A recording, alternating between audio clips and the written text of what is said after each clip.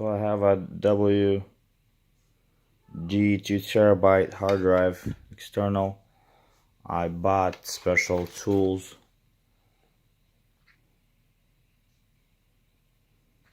It's like $7 on Amazon for this type of let me see,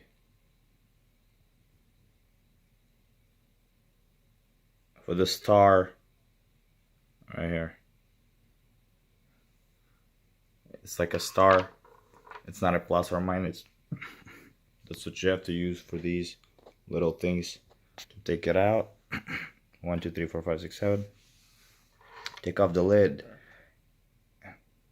and this is how it looks inside. It was beeping, and I have no idea what wrong with it. Maybe you know what to do with it. Put some tips below.